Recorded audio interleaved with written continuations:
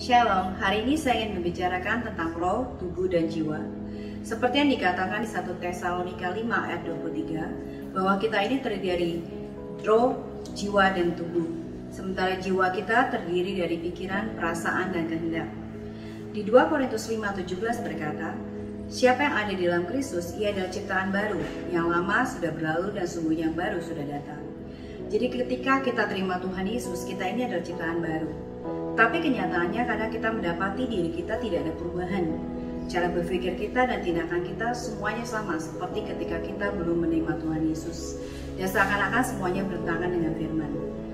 Sesungguhnya saudara-saudara, 2 Korintus 5 ayat 17 itu merujuk kepada roh kita yang menjadi baru, bukan tubuh dan jiwa kita.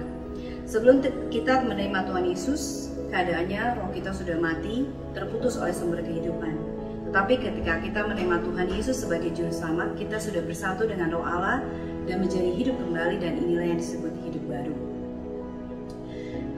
Efesus berkata bahwa kita dimateraikan oleh Roh Kudus. Maka ketika kita menerima Tuhan Yesus, Roh Kudus pun memateraikan roh kita sehingga roh kita menjadi sempurna dan tidak bisa dicemarkan.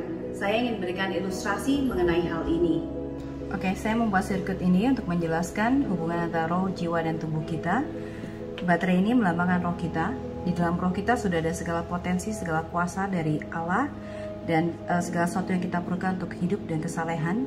Dan ketika kita menerima Tuhan Yesus, roh kita sudah dimateraikan oleh Roh Kudus sehingga roh kita tidak bisa tercemarkan.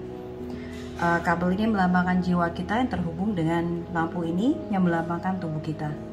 Jadi ketika kita menerima Tuhan Yesus, meskipun segala potensi sudah ada di dalam roh kita, tidak langsung itu termanifestasi di dalam tubuh kita. Tapi dengan kita merubah pikiran kita dengan membaca firman, maka pelan-pelan kita menselaraskan jiwa kita dengan roh kita. Dan ketika jiwa kita dan roh kita selaras, maka apa yang ada di dalam roh kita akan termanifestasi dalam kehidupan kita. Jadi saudara, kunci dari kita bisa memanifestasikan apa yang ada di dalam roh kita ada Roma 12 ayat 2, yaitu pembaruan akal budi. Kita harus mengubah cara berpikir sesuai dengan firman, sehingga segala sesuatu yang ada di dalam roh kita termanifestasi dalam hidup kita, dan kita pun menjadi terang yang berkati orang lain. Terima kasih.